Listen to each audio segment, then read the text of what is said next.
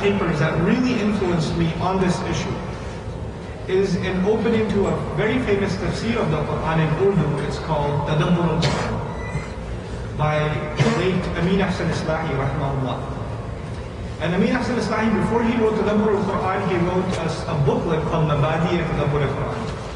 Prerequisites to reflecting on the Quran. Whenever you study a subject, there are what? Prerequisites. If you're going to go into accounting 201, you better have taken one already. Accounting 101. If you're going to go and read 4th grade English, you better already know 3rd grade English. There are prerequisites. And he very eloquently argues that in the study or appreciating the Quran, there are two groups of prerequisites. On the one hand, you have academic prerequisites. And on the other hand, you have psychological prerequisites. See if you remember. What kinds of prerequisites are there? Academic and psychological. He separates the two. He says, let me tell you about the academic prerequisites. The Arabic language is an academic prerequisite. Knowing the context of revelation is an academic prerequisite. Understanding the traditional tafasir, what our scholars have said in the past about these ayat, the linguistic analysis, the shari'i ahkam, the rulings that have been derived from it, all of that literature and scholarship and all of these things, they boil down to academic prerequisite. You can study those things and become a scholar of the Quran, and not just you, a non-Muslim can do that too.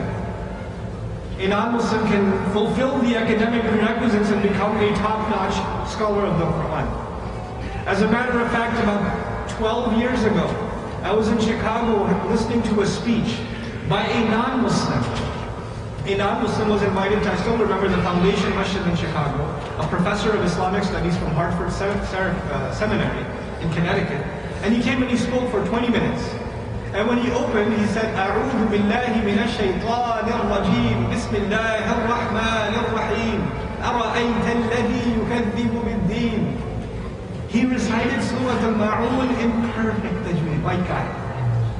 Perfect tajweed. Not Muslim. And once he was done reciting, off the top of his head, he compared 8 different classical tafasir of the first ayah. Ibn Kathir says this. And 2 centuries before him, Fulan and Fulan said this about this ayah. And he's quoting the original Arabic text. Most of us sitting in the audience are like, whoa. That guy? And even one uncle from the audience couldn't help himself. Raised his hand in the question and answer session. Got him, why aren't you Muslim? I mean, you say, oh no, come on. Why put him on the spot? But actually, everybody was thinking that. If you know so much, most Muslims, I bet you no Muslim in the audience knew as much as that guy did. It's incredible. He met what kind of prerequisites? Academic. But psychological prerequisites are something else. There's something else. And a lot of times when we try to study the Quran and understand the Quran, or try to fulfill the prerequisites of the Quran, like the study of the Arabic language, whether you're studying it for 10 days, or you're studying it for 10 months, or you're studying it for 10 years. You know what happens a lot of times? We keep our attention on the academic prerequisites, and our attention goes away from the psychological prerequisites. They're the ones that get ignored, because they're not mentioned in the book of Ulum al-Quran. They're not mentioned under Ulum al-Tafsir. Here are the attitudes that you have to have. Here is the mindset you must have. All that's mentioned is understand asbab al-nuzul, understand ahkam al-tajweed, understand the qira'at, understand the language, understand this, that. All the academic prerequisites are listed. But none of the spiritual, none of the psychological prerequisites are mentioned. They're not listed. I mean, we're not given that essentially. We're just told to have the right intention. But what does that mean? Let's dig deeper a little bit. Let's build the right attitude. So now, I've shared with you when it comes to academics we understand, but when it comes to attitudes, either the Quran is there to bless our gatherings, or to protect us, or to be recited when somebody dies, or somebody gets sick. That's our attitude. That's when the Quran comes in handy for us. Otherwise it's an ilmi book. It's just a knowledge book. It doesn't really have much to do with my personal life. We have to figure out a reconfiguration. Let's talk about this reconfiguration now. The first thing, all of you know, Quran is a book of fill in the blank. Quran is a book of... Everybody here knows that. I don't think any Muslim sitting in this audience doesn't know that. Quran is a book of guidance. What's the Arabic word for guidance? Huda. The Quran calls itself, of its many names, guidance. ذَلِكَ الْكِتَابُ لَا رَيْبَ فِيهِ هُدًى. إِنَّ هَذَا الْقُرْآنَ كَمَا قَرَأْتُ فِي الْبِدَايَةِ. What I recited in the beginning, إِنَّ هَذَا الْقُرْآنَ يَهْدِي لِلَّتِي هِيَ أَقْوَمُ. This Quran guides. You've heard tons of times, Quran is guidance, Quran is guidance, Quran is guidance. But today I want to talk to you about what does that mean? Just in simple language. No academic language, no quotations from scholarly works. Just in simple language. What does that mean? When outside of the religious context, when do you use the word guidance? Have you ever used the word guidance without talking about religion? When? When you're driving. Could you offer me some guidance, some directions? You get guidance from your GPS. You can get guidance from the gas station. Right? Where else do you use guidance? High schoolers. When have you heard the word guidance? Guidance counselor. When do you go to a guidance counselor? I don't know what to do. I want to be successful. I want to have a really good career. I'm not sure what to do. What college should I apply to? What major should I do? I can't figure it out. Can you help me? Can you give me some guidance? Guidance usually has to do with your future. Number one. You're going to go to college in your future, you're going to see a guidance counselor. You want to end up at some destination in your career, just like when you're driving, you want to end up at the right destination, you pull over and you ask for some guidance. Now let me ask you this.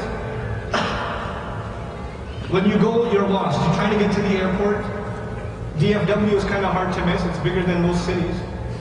But anyway, you're lost. You can't find the airport. You get lost. You pull over at a gas station. You're asking for directions. Now when you ask for directions and they give it to you, do you need it again? Once you got the directions and you understood them, do you need the directions again? No. Now you go. You don't need to be told over and over again, do you? And if somebody tries to tell you, hey, no, take a left here and take a right there, and you say, no, I already know, I already asked. I know I have to take a left here, and I know I have to take a right there. Have you ever driven a car with somebody who wants to give you directions even though the GPS is working? And their directions are the exact same thing? You know what? You should take a right here. Now take a left. You ever done that? You know how annoying that gets? And maybe out of respect you don't say anything, or maybe you just turn around and say, bro, I know, I'm following her. It's usually a lady, right? But the only lady you listen to. But anyhow, when you know something and you're told again, you say, come on, I already know this. I don't need this from you. I don't need this guidance from you. I already got it. If you already went, for example, for a financial advisor, a financial guide, a financial counselor, you went to him, he helped you sort out some finances, figure out where you should put your money, what investments you should make, what kind of account you should open. You got it all figured out. Then you don't need the same thing over again from him. You don't. And if somebody tries to give it to you, your first response is, no thanks, I already know. Your response is what? I already know. So it seems to me that in life, guidance has a lot to do with knowledge. In life. Guidance has a lot to do with what? Knowledge. I went to get guidance at the gas station because I didn't have what? Knowledge. And now that I have knowledge, I don't need to get it again. I have it. In all of life, we assume knowledge to be the same as guidance. Guidance to be the same as knowledge. But when it comes to the Quran, that formula doesn't work. That same formula I just shared with you, that knowledge and guidance can be the same thing, it does not work when we come to Allah's book. That's the first thing we have to understand. Someone who acquired a lot of knowledge of the Quran, does that guarantee that they have guidance from the Quran? No. Clearly there's a difference now between knowledge and guidance. We have to understand this difference. We have to figure this difference out. And by the way, in any other guidance, you don't need it over and over again. But in this guidance, by mandate of Allah Azza wa Jal, by the most fixed sunnah of the Prophet Sallallahu Alaihi Wasallam, every few hours, you and I stand in front of Allah and say, give me guidance. What do we say? What are the words? If guidance was the same as knowledge, you wouldn't have to ask for it over and over again, because knowledge is done. You graduated, you know it already. to go ask over and over again must mean there is something else here. Something that I am in the danger of losing between Dhuhr and Asr. And between Asr and Maghrib I might lose it again. So I have to go back and ask again. And between Maghrib and Isha I have to ask again. Because I might lose it. Knowledge is not something you lose easily. Once you know, you know. 2 plus 2 is 4. It's 4. I know it. It's done. But the guidance of the Quran, the guidance of Allah, you can't keep it. It's not the same as knowledge. So the way I want to put this together for you first is that when it comes to our religion, when it comes to our correct attitudes towards this book, we say that knowledge is a key. It's a key. But it's not the whole thing. It's a part of it. Knowledge is a part of guidance. We need knowledge, but it's not all of it. There's something more.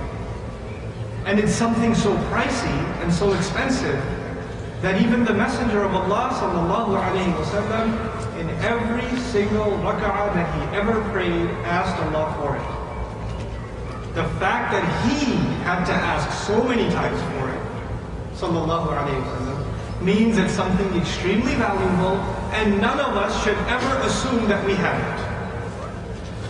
We shouldn't assume that we have it. Why shouldn't we assume that we have it? Because you don't ask for something you already have. Isn't that the case? If I asked you for some water like I asked for Zayn, what does that mean? I'm thirsty. If I ask for water, it means I'm thirsty. When you ask Allah for guidance, what is it supposed to mean? You're thirsty. If I ask for food, it means what? I'm hungry. If we're asking for guidance, it means there is, just like the body runs out of drink, the body runs out of food, and it needs nutrition. Something inside of us is running out. Like every few hours I have to drink. Every few hours I'm supposedly running out of something, and I have to go ask for it again. I need it as importantly as I need oxygen and food and drink, and that thing I need is what? Is guidance. And the only one who can give it to me is Allah Azza wa Jalla. And the only real way to ask Him is to first make wudu, then face Him, and leave everything else aside, and stand in front of Him, leaving the whole world behind you, and then ask Him in this proper way. Because you can't just ask for it. It's not that cheap. You know how you ask your parents for stuff? Can I have $5? Nobody asks for 5 anymore, right? They don't, your kids don't even know they make money that small. They ask for a 20 at the minimum. But they don't even make eye contact. They're just sitting on their phone. Hey Dad, can I have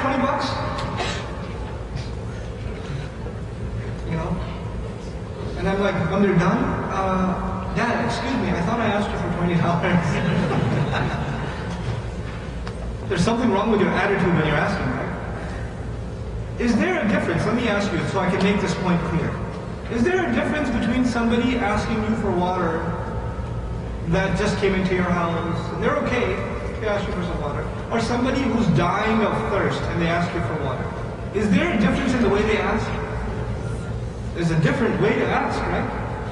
Someone who thinks if you give me water, it's nice, but if you don't give it to me, I'll be okay. Their attitude is, and if you don't give it to them, then they'll be fine, they'll forget about it too.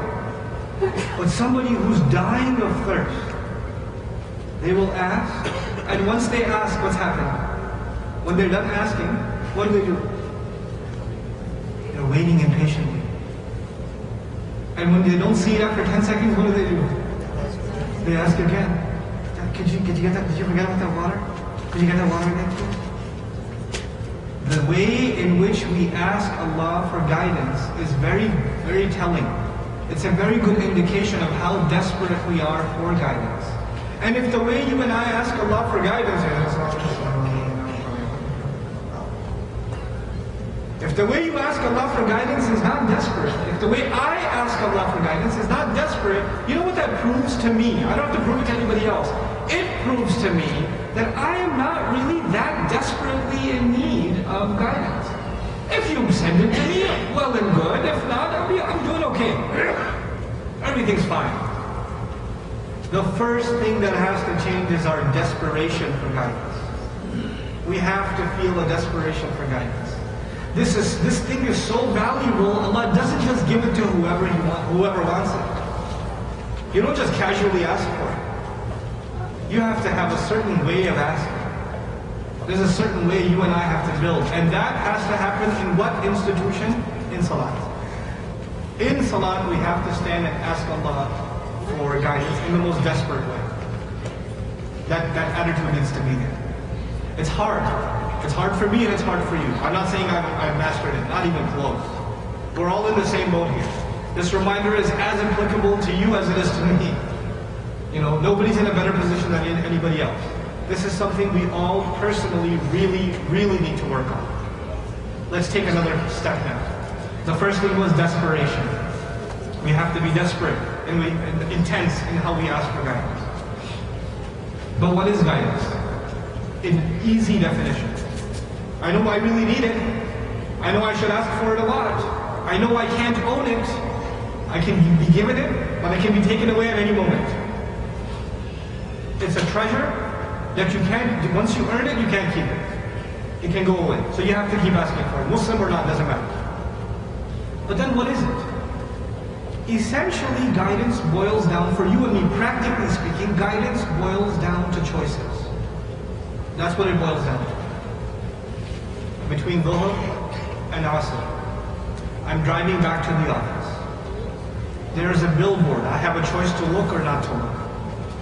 There's a song playing on the radio. I have a choice to listen or not to listen. There's a friend calling, backbiting about another friend. I have a choice to carry on the conversation or end the conversation. There's a fight going on between me and my in-laws. I have a choice to end the fight or keep the fight going. Keep the fuels of my anger burning.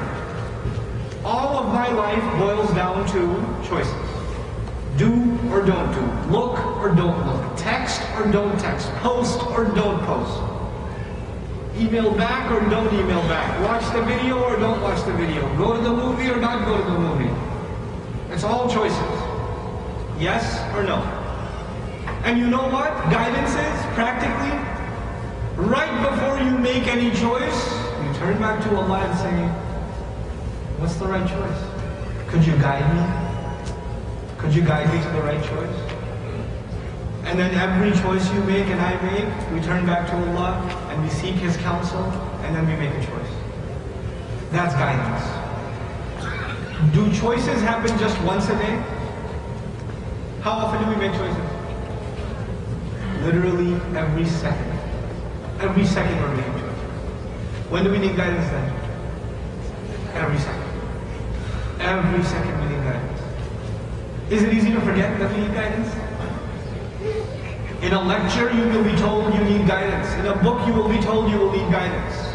But in life, when you're not sitting in the masjid, when you're at work, when you're hanging out with friends, when you're on campus, when you're in the car, you know, when you're at the hotel, when you're in different places, that's when it will be proven whether you seek guidance or not. The second distinction I want to make for you, the first was knowledge and guidance are two different things. Remember that? The second distinction I want to make for you is being Muslim and being guided are two different things. They're not the same thing. Alhamdulillah, Allah guided all of us to Islam. Alhamdulillah. That does not mean that we are guaranteed guidance. That means we made our first guided decision. Guidance boils down to what I said? It boils down to choices. Becoming a Muslim or being a Muslim is one good choice. It's not the only choice in life. It's one choice. And that good choice of becoming a Muslim opens the doors to all the other good choices in life. But that does not mean you'll always be making the right decisions. And I'll always be making the right decisions. Now, the 2 points I've made thus far is we have to be desperate for guidance and we need it all the time. And we can't own it. That's the basic points I've made with you so far. What is the relationship between this and the Quran? The Quran is basically my counselor, my advisor, my source for guidance. I recite the Quran and I'm not thinking, but knowledge is one thing. I should understand the grammar, I should understand the language, I should understand the tafasir and all of that stuff. But at the end of it all, I'm learning all of that only for one reason. I want to make the right choices. You know what happens to people that study religion? Not just our religion, any religion. And this is true of our people too. When we study religion, we study fiqh, we study akidah, we study Quran, we study tafsir, we study religion, and we forget that the reason we're studying it is to make the right choices. It just becomes learning for the sake of learning. That's a major problem. The reason we are learning is to make better choices. So if you've been studying the Quran, brother or sister, and yet your relationships at home are just horrible. They're horrible. You've been studying the Quran and you're still as lazy as you were before you memorized Surah Al-Baqarah and after you memorized it. You are still as mean. You are still as impatient. You're still as oblivious as you were before. Then the only difference between before and after is the difference between a parrot that memorizes certain lines and after is still a parrot. You can be a really bad person without knowing Arabic, and you can still be a really bad person after knowing Arabic. Arabic doesn't make you a good person. Arabic is on the academics. Evil people can be academic too. It's the other side, it's the attitudes that have to experience a change. So I want to talk now about the Quran's particular role as guidance. We already talked about the importance of guidance itself, but the Quran's role in guidance.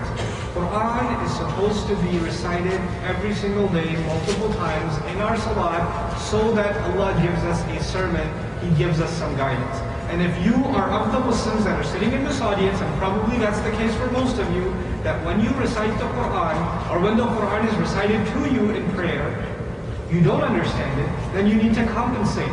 You need to compensate by studying the Quran outside of salat. The original intention in the religion, the original idea of the religion is your relationship with the Quran is supposed to be maintained in salat. But if that's not happening for you and you don't understand what's happening in salat, then you have to compensate for that until you learn better. Until you learn better, you have to become a student of the Quran. So now my advice to you is, what does it mean that you and I are becoming students of the Quran for the purpose of guidance? Students of the Quran for the purpose of guidance. Number one thing, priority. My teacher used to give this example to me. He used to say, if I was to pay you $1, he hands me a shovel, and I'll pay you $1. Dig a hole here, 10 feet deep. How long would it take me to dig a hole 10 feet deep? The whole day. How much is he going to pay me? $1. Then he takes another student. He says, dig a hole. How deep? 10 feet deep. I'll give you $50,000. Who's going to dig faster?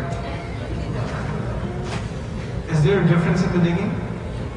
Who's going to take a break and who's not going to take a break? Who's going to say, I got no time, man, I'm busy right now? And who's going to say, hold on, can I do this later? I got a phone call. You see, there's a difference in attitude, right? Why is there a difference? They're both doing the same job. Why is there a difference? Tell me. You get something more out of it now. You get something more out of it. If you get something more out of it, it will get your attention, it will get your time, it will get your effort. Isn't that true? The fact that you guys are cramming the night before the exam. Medical students become medical patients before the exam. You know. They study so hard. The fact that you're an accountant, you don't even come home from nights. Tax season. When you're running the store and it's Christmas break or Black Friday or Green Thursday, whatever it is, you gotta run the store. This is the most important time of the year.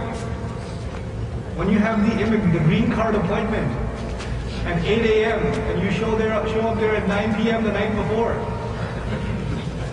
It's important, it deserves your time, your attention, so it gets the time and the attention. The fact that the Quran does not get my time and attention, the fact that it doesn't get my time and attention, that is proof to me, I don't think that it has something to offer me. My life is fulfilled as it is. I have everything I need. I have a TV, I have a PlayStation, I have an internet connection, I have an iPhone, I have a car, I have a fridge full of food, I have a family, I have a roof over my head, I have air conditioning, I have a job. I have. So if I don't have guidance, what's the That's what's going on in most of our heads, you know that? The reason we're not making time for the Quran is we don't even see what's the big deal. What am I going to get out of it anyway that I don't already have? Everything's fine. You and I have to start seeing life differently. We will not get out of the Quran anything except what we put in. The Quran is not the Reader's Digest. It's not some blog that you visit once in a while and you read it casually a little bit. The Quran is a serious read for my own life. Our seriousness towards the Quran. How big of a priority it is. It has to change. And if you just woke up to that now, maybe you woke up to that recently, and you feel like you've been robbed of it your entire life, and only now you get to realize what this Quran is. I never even knew. I can tell you, I felt like that the first time I truly appreciated the Quran with a teacher, and I realized that it is personally talking to me. It's giving me guidance. This book is a gift to me personally, for me to live a better life. When I realized that Allah has gifted every single believer with His personal words, when you come to that realization, there's a rattling that happens inside you. How did I not do justice to this book all this time? How come it didn't get any of my time? How come I started falling asleep every time I recited it? How come that happened to me? I have done so much wrong to this book. It deserves so much better from me. This amazing gift. You ever give a gift to somebody? Have you ever done that? You go to their house, you hand them with something gift wrapped. And they take it and say, oh, thank you so much. What does that mean? No appreciation for your gift. Or you go to somebody's house and you see the same gift that you gave them gift wrapped, it's still in a corner in a shelf somewhere, still gift wrapped. Isn't that the thing that got you? Yeah, I was going to open that. I was waiting for a special occasion. Sound familiar? What do we do that with? The gift Allah gave us. The Quran. That's the gift Allah gave us. That's what we do with the Quran. We don't give it time. It's gift wrapped and it's sitting there. In its place. And we'll only pull it out on what? Special occasion. It's only going to come out on special occasion. What a sad tragedy. Now let's say you come and I come and we say, Ya Allah, we're going to change our attitude. I want guidance from this Quran. I want to learn it. I want to fulfill its academic prerequisites, not because I want to be an academic, not because I want to show off my knowledge, because I want to make the right choices in life, because I want guidance. Ya Allah, I'm coming to this book with the right attitude. You know what's going to happen? You're going to notice something. The Quran is a lot like a mirror. The Quran is a lot like a mirror. When you start reciting Quran, you start seeing yourself. قَدْ أَفْلَحَ الْمُؤْمِنُونَ. Believers, true believers have already attained success. Oh, maybe I'm a true believer, I should read on. الَّذِينَ هُمْ فِي صَلَاتِهِمْ خَاشِعُونَ. I don't think I'm overwhelmed in prayer. So the first time I said the true believers are the ones who are overwhelmed and they're in awe of Allah when they're making salat especially. My salat is more like cardiovascular exercise. So I don't, maybe I should cross that one out. I didn't meet that prerequisite. Maybe the next one. وَالَّذِينَ هُمْ لِلزَّكَاةِ فَاعِلُونَ. They're constantly trying to purify themselves. Yeah, that's not me. Okay. Maybe the next one. وَالَّذِينَ هُمْ عَنِ اللَّغْوِ مُعْرِضُونَ. They stay away from useless conversation, useless activity. Actually, I was on Facebook right now. Maybe I should cross that out too. Man, one after the other, you start saying, I should meet some of these qualifications, shouldn't I? Because Allah says, these are the people who attained success. You don't just read that, you're supposed to see yourself in that. Where do you stand? Where do I stand? You don't just learn the grammar of it and say it's a jumla fi'liya, and aflaha is the fi'il and al-mu'minuna is the fa'il. You don't just do that. You and I are supposed to see, where do I stand in this book? What does my life look like? That's the difference between someone who just looks at the Quran for academics and someone who looks at the Quran for guidance in life. But now when you start seeing, do you notice there's a difference between what the Quran wants and where you and I are in life? Do you start noticing a difference? Seems like Quran is going this way and we're going that way. So immediately you realize I need to make some changes in life, right? You realize you need to make some changes in life. Are any of us going to change overnight? But at least we should try. at least you and I should have a list of things that we know are wrong with us. Have you ever done that? Make a list of things that are wrong with you? I know you've made a list of things that are wrong with your husband. And a list of things that are wrong with everybody else. Especially people at the masjid. But what about a list of things that are wrong with me? Just myself. I'm too lazy. I don't pay attention in salat. I don't ever make time to memorize the Quran. I don't call my mother enough. I don't give my dad enough respect. Make a list. What is the stuff that I need to work on? It's not rocket science. Just figure it out and you try to make those changes. Inspired by the guidance of the Quran, you try to make those changes. And you know what's going to happen? When you try to make those changes, people around you will notice. And the first group of people that will notice are the people that are the closest to you. Who's the closest to you? Family. They will notice. Something's changed.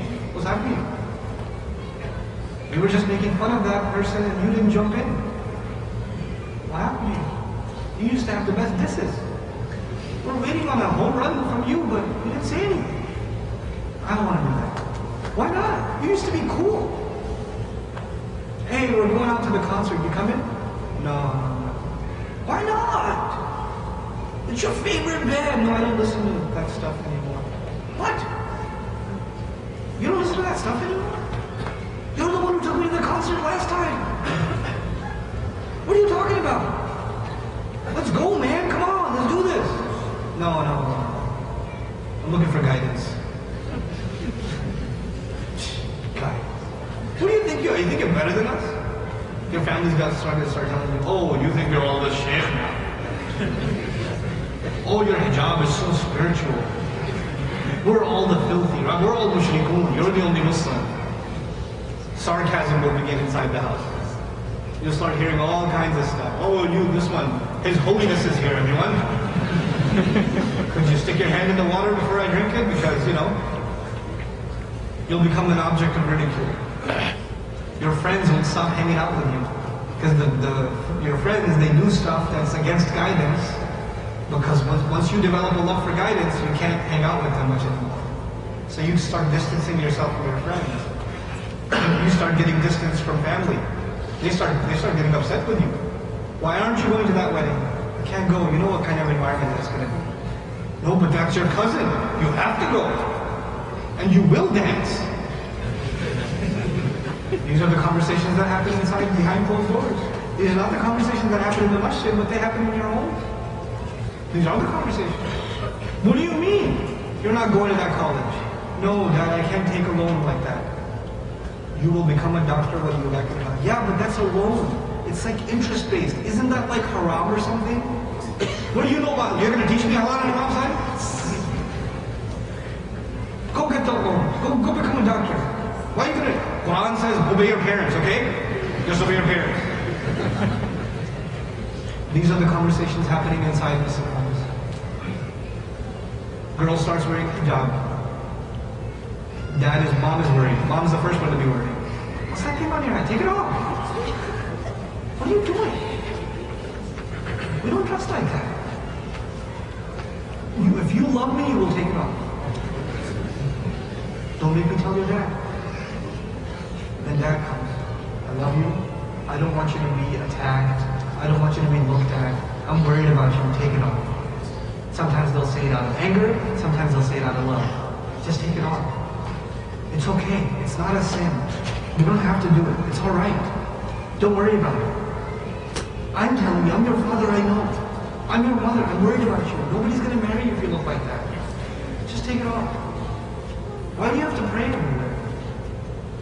You went to their house and it was Maghrib time. You have to pray. You have to show off that you have to pray. Why'd you have to do that?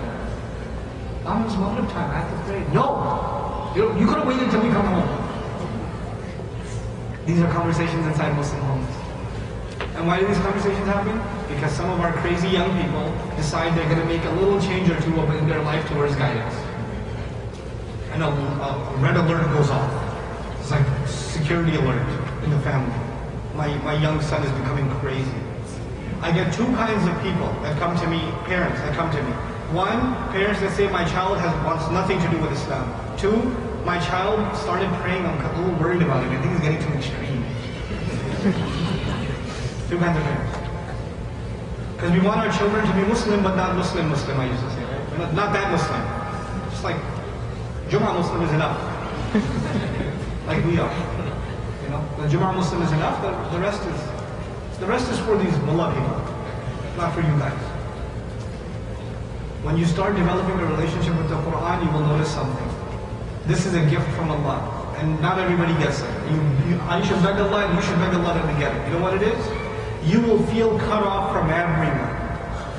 And through the Quran, you will feel connected to Allah. You'll feel like Allah is the only one you can talk to, and Allah is the only one who really is talking to you. The words of Allah will come through the book like Allah just revealed those words. It will happen. Nobody, you and I cannot appreciate through a talk that the Quran is guidance. A lecture can't do that for you, and a lecture cannot do that for me. It is when you and I recite the Quran seeking guidance, and then the guidance of Allah comes. When it comes and you experience it, there is no comparison. There is no comparison to that. It is a lifetime experience. That's the experience you and I need to be seeking. I know some of you have heard me talk about this on YouTube, but I want to share it with you again because it's relevant to this conversation. It's one of my favorite stories with my own children. My first daughter, Husna, who was actually a student in class here too. Hey, first kid, I have 6 now, I can't even remember their names. There's too many. But when the first child is born, you know what happens, right? You pay attention to everything. Oh yeah, she farted. It's so cute. Get a camera. What's a camera do? Anyway, she burps so cute. Even when she pukes. It's cute. She starts to kick around like,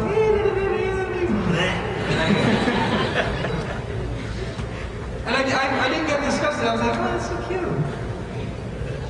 And this kid, I'm making salat at home, this kid is crawling around, and I can see it from the corner of my eye, because, you know, even though we spread a sajjada, musalla, and it's a rectangle, our eyes work beyond the rectangle. It's not like all you see is the rectangle, you have peripheral vision. So from the corner of my eye, this kid is just sitting around, and all of a sudden, hands on the floor, and she's standing for the first time. And she's kind of shocked herself, she doesn't know what's going on here. She's looking straight at me, I know it. Your first child standing up for the first time, exciting moment or no? Oh man. Oh man. And I was in Salat. And in Salat, I just did.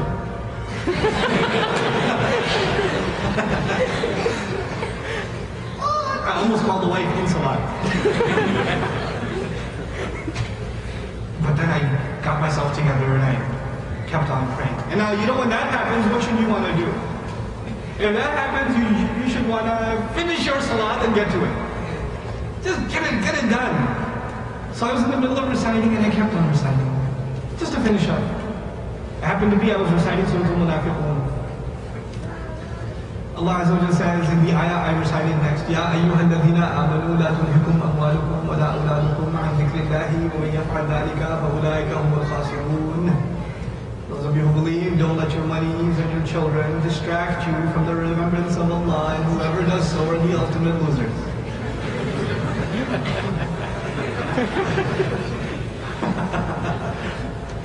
So I'm standing and reciting that, and for moments I forgot that I have a child. I just forgot. And you realize Allah is watching, and Allah is giving you direct guidance through His book. Allah is talking to you, and Allah is talking to you. That's what He's doing in this book. There's no more beautiful a feeling. There's no more beautiful a feeling. This is the attitude we need to develop towards the Quran. Number one, an appreciation and desperation for it. Number two, a need to want to change ourselves. I want to change myself. I want it to impact me. When you hear the stories of the Sahaba, it's something else. I'll share one Sahabi story with you and one an old friend story with you, about how Quran changes people. You know, the mother of the believers, Aisha radiallahu ta'ala anha, was cooking. And while cooking, she had an apron in front of her and she was cooking. And and the Prophet ﷺ is walking, and the house is not big. The quarters are very, very, very small, the size of a Texas closet. Really. Okay? So she's cooking and she can see from the window that the Prophet is coming, sallallahu alayhi wa sallam. And the Prophet ﷺ is reciting the ayat from Surah An-Nur that talk about covering of the women. This is the first time she's hearing these ayat. She didn't know about these ayat. Where is she, outside or home? At home you have to have hijab on or no?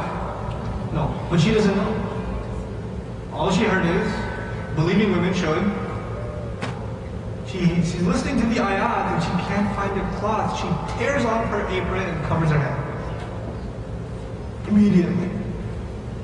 Sahaba are praying towards Al-Masjid Al-Aqsa. A Sahabi walks by and says that recites the ayat of the Qibla being changed. They're praying in Jama'ah, towards Aqsa.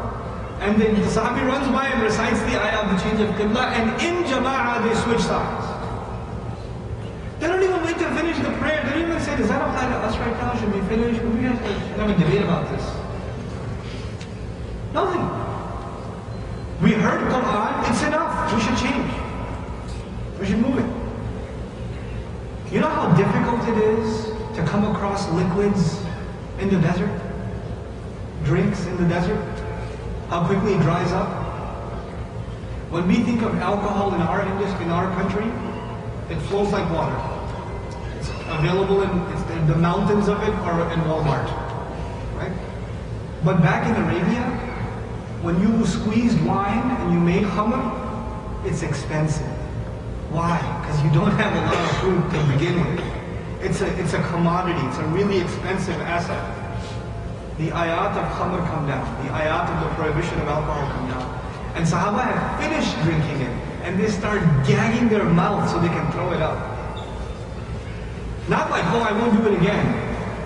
Oh man, that was too soon, too close to the ayat. I should gag and throw it up. SubhanAllah. The entire streets are filled. These are Sahaba stories. What about our times? I used to live in Long Island. There was a Puerto Rican fellow from the neighborhood who came to the masjid and became Muslim. And he used to live with his girlfriend, had a baby with a girlfriend too. Christian guy. Came to the masjid, started learning salat. Then one day in the middle of conversation, he was talking to the imam and he said, yeah, my girlfriend, I'm trying to give her Islam. You know, a little hard. And the imam says, I'm sorry, you have a girlfriend? He goes, yeah, we have a baby too. He says, I don't think you can be with her as a Muslim. You have to get married. And he goes, what do you mean I can't be with her? That's my girl. He doesn't know. All he knows is Islam is one God and you have to pray. He doesn't know all the rules. So as a polite gesture, the imam opens up the Quran and shows in certain ayat. La taqrabu zina. Don't come near zina. Don't come near adultery, fornication. Any relationships outside of marriage. Okay. He listens to the ayat and he leaves. He's there every morning at Fajr. Every morning. And after about a couple of weeks, he asked one of the brothers, do you have some space in your apartment I can rent? Or in your house, a basement or something I can rent? Because I was looking, and he said, don't you have a house right there? He goes, yeah, but ever since I heard this ayah, I've been sleeping in the backyard. But winter is starting. So I was hoping I could rent a place. SubhanAllah. Quran comes, and if you really think of it as guidance, you will change. You will change. These are not stories of old times, this is happening now. This even happens now. We are the gifted ummah of the Quran. Bani Israel lost their book. They lost their book. The Nasara lost their book. They have pieces of their book. We have the entire book. And the entire explanation of the book by the Prophet himself in his practice, sallallahu alayhi wa sallam. What more can we ask for? The only thing missing from this picture is you and me. That's the only thing missing. Get ready for Ramadan. Start making time for the Quran from now. Start memorizing a little bit of it every day. Start listening to some tafsir of the Quran, some explanation of the Quran. And I recommend listening over reading, because in reading you get sleepy. In listening, you're stuck in the car anyway. So listen to tafsir. Listen to Quran explanation, especially explanation of surahs you've already memorized. And every time you listen and learn something, even if you don't take notes, even if you don't memorize everything that was said, at the end of it all, ask Allah to make that a means of guidance. Because that's the bottom line. That's why we're doing all of this. There's no other reason to do this. There's no other reason. Those of you that studied Arabic these 10 days, may Allah Azza wa Jal make it count as ibadah for you and me. And may Allah Azza wa Jal make it count towards us fixing our attitudes towards the Quran, really taking it as counsel, really taking it as guidance. May Allah Azza wa Jal bless you, me, and our families to make the right choices in life. Make the right choices based on the guidance that Allah Azza wa Jal has revealed. May Allah Azza wa Jal put in all of us a love of the Quran. And may Allah put in us a feeling that a day goes by without reciting Quran, we should feel like we're missing a family member. Like you miss your child, you haven't seen them all day. You miss a loved one, you haven't seen them. We should feel a loss of the Quran, like that I miss the Quran. I need to go and pick it up and read it. This Quran should become my companion, my best friend.